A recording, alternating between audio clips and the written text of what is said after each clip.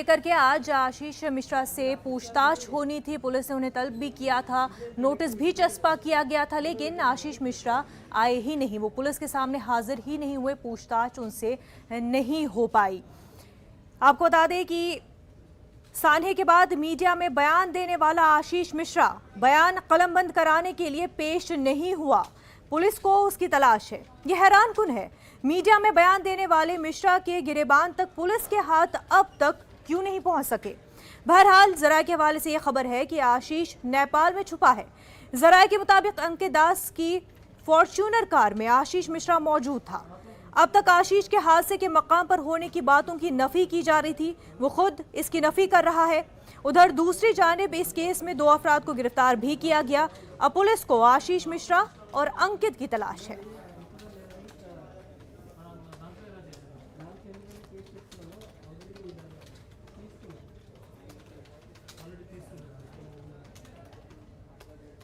और वहीं दूसरी तरफ अखिलेश यादव भी लखीमपुर के लिए रवाना हो गए हैं। लखीमपुर जाने के लिए उन्होंने पहले ही कहा था, लेकिन उन्हें रोक दिया गया था। अब जो है समाजवादी सरबराह अखिलेश यादव लखीमपुर रवाना हो चुके हैं। आशीष मिश्रा की गैर मौजूदगी पर सवाल उठाते हुए अखिलेश यादव ने कहा कि अब देखना होगा कि हुकूमत आशीष मिश्रा और उनके वालिद अजय मिश्रा पर क्या कार्रवाई करती है।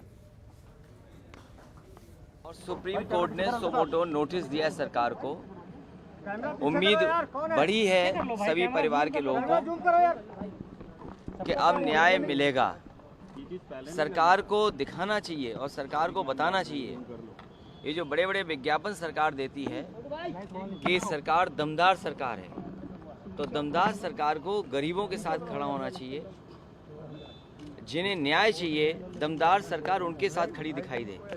लेकिन इधर जो देखने को मिल रहा है, सामान भेजना, खाना पूर्ति करना है। सुप्रीम कोर्ट के बाद कुछ सरकार जागी है, जांच क्या होगी, हमें उम्मीद है कि न्याय मिलेगा और जो दोषी हैं उन्हें सरकार तुरंत भेजे। क्या यही तरीका पहले होता था? क्या यही तरीका होता था कि समन के साथ फूल भेजे जा रहे हो, गुलदस्ता भेजा जा रहा हो? और फिर जो गृह राज्य मंत्री हैं, कोई भी अधिकारी उनसे अगर पूछताछ के लिए जाएगा तो पहले उन्हें सलूट मारेगा और उसके बाद पूछताछ करने के बाद सलूट मार करके फिर वापस जाएगा। तो इसलिए समाजवादी पार्टी की मांग है और जितने भी पीड़ित परिवार हैं जिनके घरों के सदस्यों की जान गई है गाड़ी के चढ़ने से, गाड़ी से जो कुचला गया, उनको गृह राज्य मंत्री को इस्तीफा देना चाहिए। सर, एक और खबर आ रही है कि उसका लड़का भाग गया। अगर ये मुझे जानकारी नहीं है, लेकिन अगर ये जानकारी आपके माध्यम से मिल रही है तो जो गृह राज्य मंत्री हैं उनका नेपाल से पुराना रिश्ता है, उस बॉर्डर से। अगर उनका पुराना देखेंगे, जैसा उन्होंने भाषण में कहा था अपने कि मुझे गृह राज्य मंत्री मत समझो, मुझे सांसद या विधायक मत समझो, मुझे कुछ और समझो, तो समझ लीजिए नेपाल से उनका कैसा रिश्ता रहा है पहले का। इसलिए अगर ये सूचना आपके माध्यम से यहाँ आ रही है और नेपाल भाग गए तो अब तो भारत सरकार को देखना पड़ेगा। उत्तर प्रदेश सरकार के हाथ में तो नहीं चीज़ बची है। अब हमें उम्मीद है कि भारत सरकार भी इसमें हस्तक्षेप करेगी और नेपाल गए तो उन्हें पकड़ करके लाएगी। अखिलेश यादव हो या दीगर जो ऑपोजिशन के लीडरान हो, उनका भी यही है कि जल्द से जल्द लखीमपुर खीरी पहुंचा जाए और जो मुतासरा खानदान है उनसे मुलाकात हो। और इसी सिलसिले में शिरोमणि अकाली दल का वफ्द भी लखीमपुर के लिए रवाना हो चुका है। अब से कुछ देर पहले ही वो लखनऊ एयरपोर्ट पहुंचे थे, जहां से सड़क का रास्ता लेते हुए लखीमपुर के लिए रवाना हो गए हैं। वफ्द में बीबी जागीर कौर, बलविंद्र सिंह, हरसिमरत कौर और बादल प्रेम सिंह समेत कई अहम चेहरे लखीमपुर दौरे के लिए लखनऊ एयरपोर्ट से लखीमपुर के लिए निकल चुके हैं। ये वफ्द लखीमपुर खीरी में होने वाले हालिया तशद्दुद में मुतासरीन के अहल खाना से मुलाकात करेगा। वफ्द में शामिल शिरोमणि अकाली दल की लीडर हरसिमरत कौर बादल ने लखीमपुर के मुतासरा खानदानों के लिए हुकूमत से मुआवजा, सरकारी नौकरी और मुजरिमीन की गिरफ्तारी का मुतालबा किया है। हरसिमरत कौर का कहना है कि सभी वीडियो सामने आ चुके हैं, लेकिन फिर भी मुलजमीन की गिरफ्तारी नहीं हो रही है। हम किसानों के साथ खड़े हैं। हम अपने किसानों के साथ, मैंने मंत्रिमंडल से इस्तीफा दिया, किसानों के साथ खड़े होकर उनकी लड़ाई लड़ने के लिए। तो उनको तो शायद ये भी फोटो ऑप लगता होगा। आज हम अपने लोगों के साथ खड़े होने आए हैं क्योंकि 5 दिन से वो इंसाफ की गुहार लगा रहे हैं, सारे देश को, दुनिया को वीडियो देख रहे हैं। लेकिन मैं हैरान हूं कि यहाँ की पुलिस और सरकार को क्यों ये नहीं दिख रहा, क्यों इनकी पीड़ा नहीं समझ रही। ये बच्चे किसी के हो सकते थे, ये किसी का बाप और किसी का भाई हो सकता था, जात में नहीं, धर्म में नहीं, इंसानियत के नाते। ये किसान हैं जो देश का, लोगों का पेट पालते हैं। इतना तो इनके बारे में सोचना है। हम उनके साथ अपनी सहानुभूति खड़ा प्रकट करने के लिए, दुख में उनका दुख बांटने के लिए और हर तरह से उनकी जो मदद कर सकते हैं वो मदद देने के लिए हम यहाँ आए हैं। हम सभी लोग जो आए हैं, ये बहुत दुखदाई घटना, इसको जलियांवाला बाग के साथी के भी साथ ऐसे ही हुआ है जी। इसे इसका सारे देश, जहाँ जहाँ भी बैठे हैं लोग, हर जगह ये बहुत बड़ा दर्द और दुख हुआ है। हम जो हमारे वो दुखी परिवार हैं, सब लोग उनके साथ हमदर्दी करने, उसका दुख मनाने के लिए और उनके साथ खड़े होने के लिए आए हैं कि जो भी आपकी विपदा है, हम सारी श्रोमणी अकाली दल की तरफ से और सारी कौम की तरफ से हम आप सबके साथ हैं। न्यूज़ 18 के प्रोग्राम में यूपी के वज़ीर आला योगी आदित्यनाथ ने शिरकत की और इस मौके पर उनसे लखीमपुर मामले को लेकर के सवाल भी किया गया। उन्होंने अफसोस का इजहार किया इस पूरे मामले को लेकर के, साथ ही कहा कि जो भी कसूरवार होंगे उन्हें सख्त सजा दी जाएगी। खीरी में जो वायलेंस हुई, एक एक्ट ऑफ वायलेंस हुआ, उसके संदर्भ में मैं आपसे सवाल पूछना चाहता हूं, क्या कहना चाहते हैं आप उस विषय पर? देखिए, लखीमपुर खीरी की घटना ये दुखद और दुर्भाग्यपूर्ण है जी, और सरकार उसकी तह पर जा रही है। लोकतंत्र में हिंसा का कोई स्थान नहीं। जब कानून सबको सुरक्षा प्रदान करने की गारंटी दे रहा है तो कानून को हाथ में लेने का अधिकार किसी को नहीं, चाहे वो कोई भी हो, चाहे वो कोई भी हो, मंत्री हो, उसका बेटा भी हो। मैंने कहा कोई भी हो, कानून सबके लिए समान है और कानून सबके के साथ समान रूप से व्यवहार भी करेगा। लेकिन हाँ, ये माननीय उच्चतम न्यायालय की स्थापित रूलिंग है कि गिरफ्तारी के पहले आपके पास पर्याप्त साक्ष्य भी होने चाहिए। हम किसी व्यक्ति के आरोप पर अनावश्यक किसी को गिरफ्तार भी नहीं करेंगे, लेकिन हाँ, अगर कोई दोषी है तो उसको छोड़ेंगे भी नहीं, वह कोई भी क्यों ना हो। और ये सरकार का संकल्प है, हम लोगों ने प्रदेश के अंदर यही किया। जिनके खिलाफ भी कार्रवाई हुई, जिनके खिलाफ भी साक्ष्य मिले, वह व्यक्ति कोई भी रहा हो, हमने उसके खिलाफ कार्रवाई करने में कोई गुरेज नहीं की। वह भले ही भारतीय जनता पार्टी का विधायक रहा हो या फिर विपक्ष का विधायक या किसी पद पर बैठा हुआ कोई व्यक्ति, हम लोगों ने इसमें कार्रवाई करने में कोई गुरेज कभी नहीं की है। और लखीमपुर खीरी की घटना में भी यही सरकार कर रही है और यही की भी है। कश्मीर में मासूम शहरियों की हलाकत का सिलसिला जारी है। कल भी श्रीनगर में 2 टीचर्स को निशाना बनाया गया, उन्हें टारगेट किलिंग के तहत मार गिराया गया। स्कूल में घुसकर मिलिटेंटों ने इन टीचर्स को निशाना बनाया और उन्हें मार गिराया गया। आपको बता दें, आज सपेंद्र कौर की जस्ती खाकी जो जुलूस की शक्ल में आलूची बाग से सिविल सेक्रेटरीट तक जुलूस की शक्ल में निकाला गया। बड़ी तादाद में एहतजाजी मौजूद हैं। उनकी मांग है जो कातिल है उनको गिरफ्तार किया जाए, सामने लाया जाए। एहतजाजियों में काफी गुस्सा देखा जा रहा है।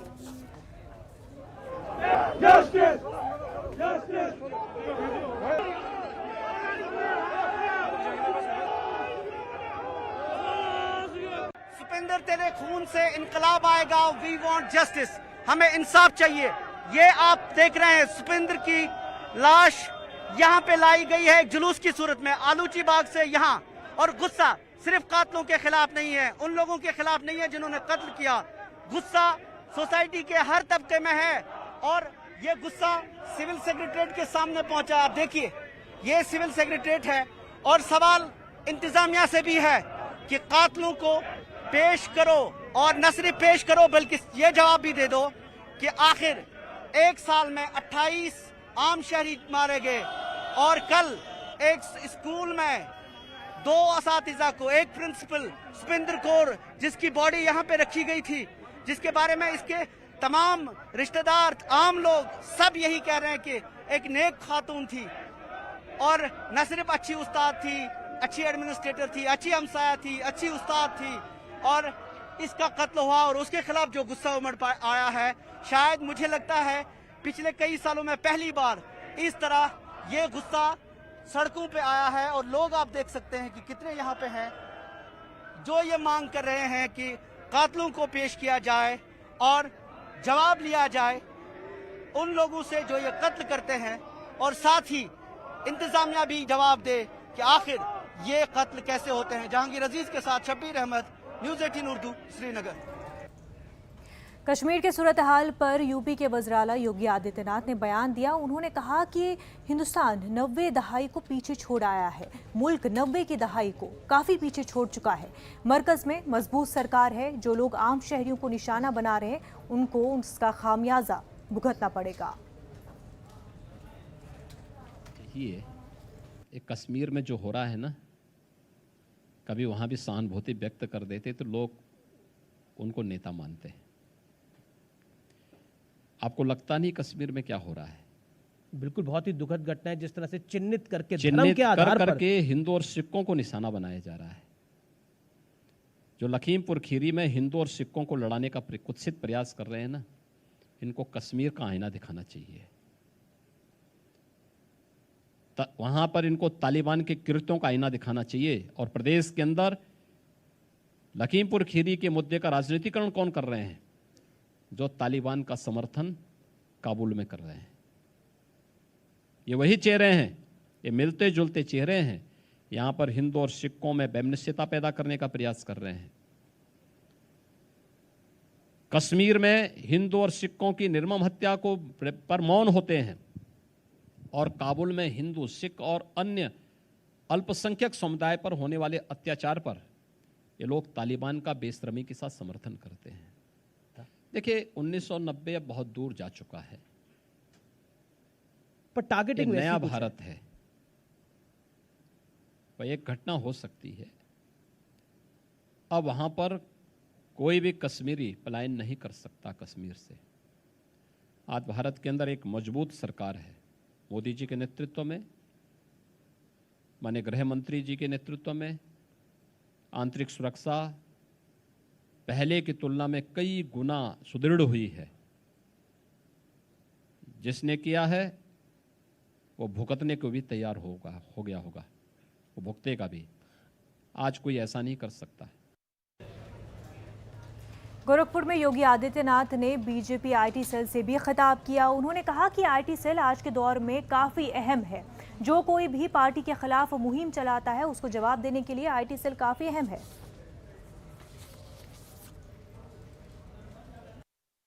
दुनिया के सबसे बड़े राजनीतिक दल भारतीय जनता पार्टी के साथ जुड़े होने के नाते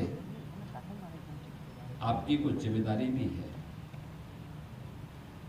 जिम्मेदारी ये कि डिजिटल मीडिया के प्लेटफॉर्म को आपके खिलाफ जो दुरुपयोग किया जाता है, उन लोगों के द्वारा किया जाता है जिनकी उपस्थिति ग्राउंड जीरो पर एकदम जीरो है।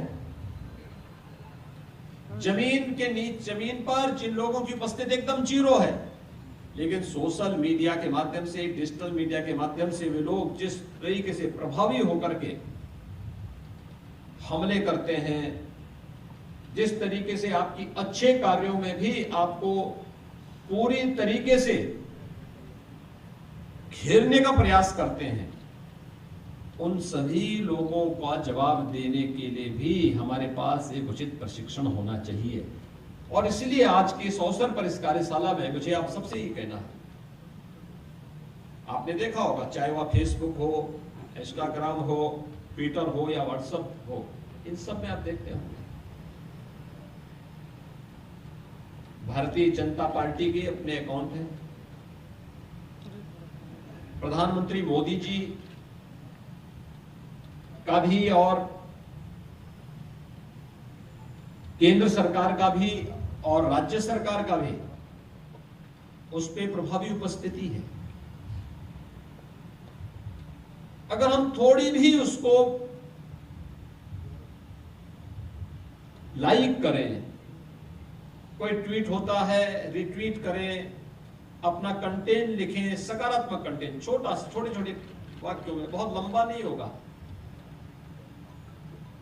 बहुत प्रभावी हो सकता है। वक्त हो गया एक छोटे से ब्रेक का, जल्द होंगे हाजिर।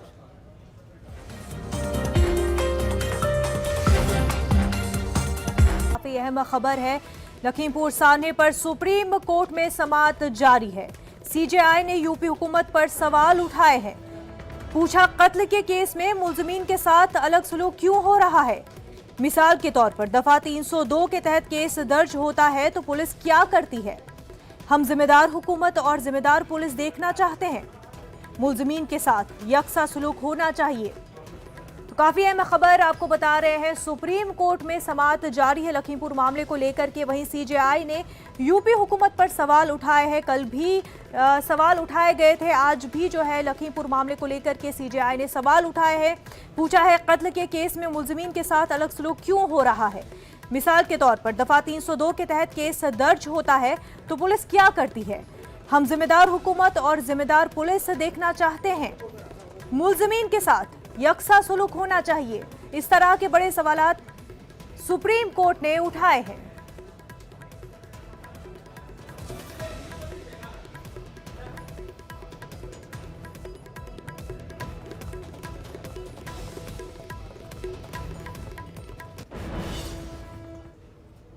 इंतखाबात ज़िमनी हो, चाहे असेंबली के हो या फिर लोकसभा के, जब भी इंतखाबात आते हैं हर कोई पार्टियां अपना हर कार्ड खेलना चाहती है ताकि किसी भी तरह से वोटरान जो है वो उनकी तरफ राग़िब हो जाए।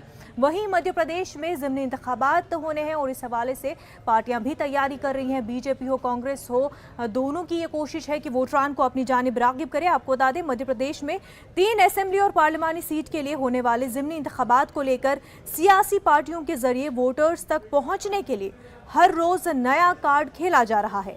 भारतीय जनता पार्टी के जरिए 9 अक्टूबर से 13 अक्टूबर तक ज़िमनी इंतखाबात होने वाली सीट के हर पोलिंग बूथ पर घर घर जाकर कन्या पूजन का कार्ड खेलने से सियासत शुरू हो गई है।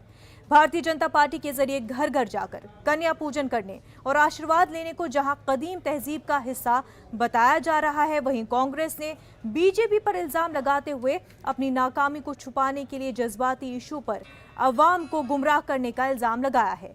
कांग्रेस का कहना है कि जो लोग कन्या पूजन की बात कर रहे हैं उन्हीं की सरकार में मध्य प्रदेश में सबसे ज्यादा बच्चियों के साथ जराइम और इस्मतदरी के वाकयात पेश आए हैं और इसका एतराफ खुद पीएम मोदी ने भी किया है।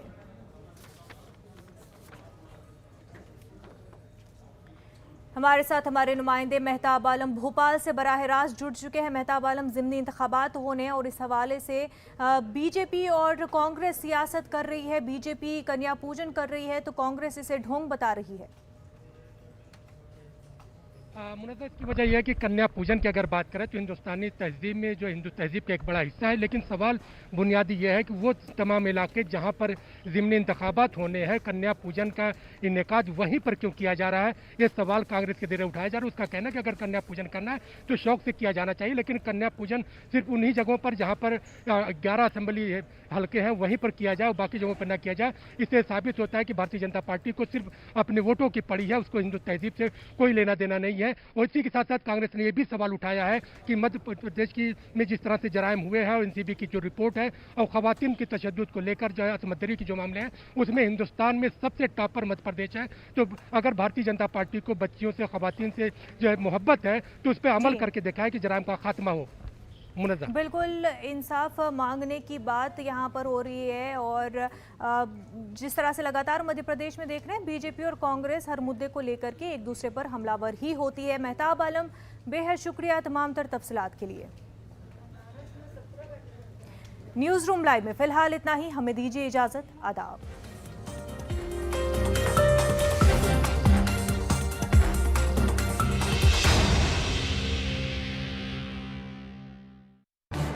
इस न्यूज हेडलाइंस के प्रायोजक पेट सफा आयुर्वेदिक जून। पेट सफा, हर रोग दफा।